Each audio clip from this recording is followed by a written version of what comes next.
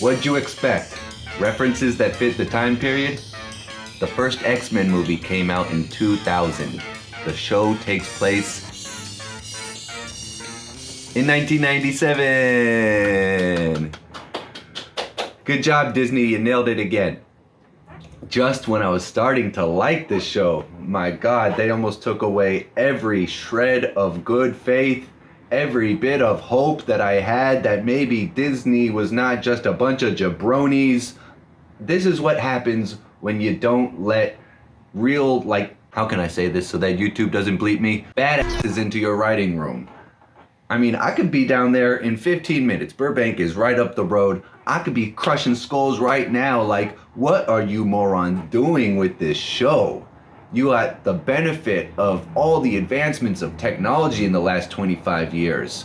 Not only on the animation and all the production side, but also you got IMDb, you got Google, you got social media. I can put hashtag into one of these things and in 2 minutes tell you what characters have the most popularity, what do fans want to see, Google search, who are the most popular X-Men characters right now. If Gambit and Wolverine come up at the top of the list, maybe you shouldn't kill them. Jump into the end. Yeah, I know they did it in the comics. I know lots of things happen in the comics that they want to bring into the show, but that doesn't mean that it necessarily adds value. My goodness, why do you have Wolverine on Team Let's Go Fight Magneto? Why would you guys put a guy who has a metal skeleton against a guy who has control over metal? The only reason they did that was so they could do the thing from he did the thing from the comics. Yeah, I know, but the whole thing was based on a stupid idea, which is something that Disney that's what they do habitually. They come up with stupid ideas so that they can do the thing. Putting the Gambit coat on Rogue just so that she can take it off? My goodness, I get the symbolism of it, but it made me like the character even less. Like, oh, she's in mourning. She woke up and Remy, oh yeah, he's dead. I'm sad. I'm gonna put his coat on because it reminds me of him. And then just to take it off and be like, yeah, I'm on Team Magneto now. I'm gonna fight you guys in the next hour.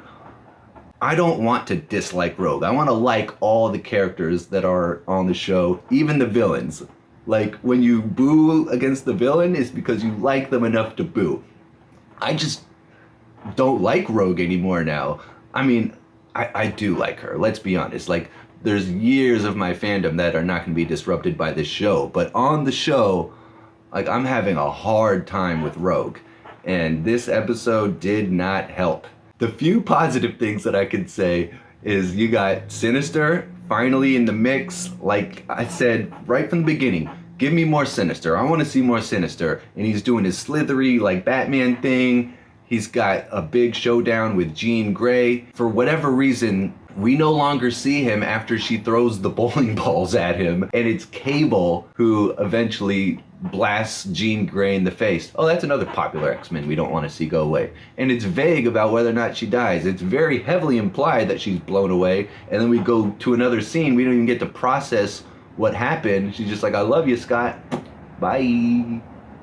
And if she's going to be killed, it should be by Sinister, not by Sinister telling someone else to go do it for him. Like, that was so lame. Back to the other showdown, you got Magneto.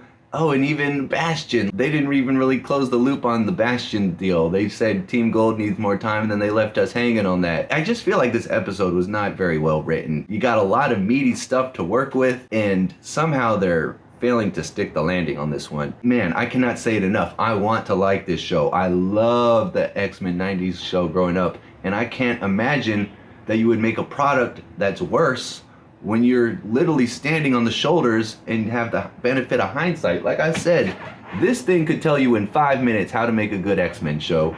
You just gotta do it.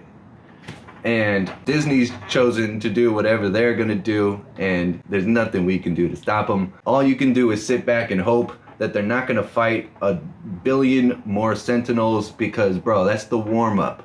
Why are we fighting more Sentinels? Come on now. And that's the light moving down. That must be my cue to go. I've been your boy Diesel Tyme. This has been my dummy take. Leave your likes and comments, all that. Subscribe for more. We got one more episode of X-Men, and man, it better be a good one. Peace.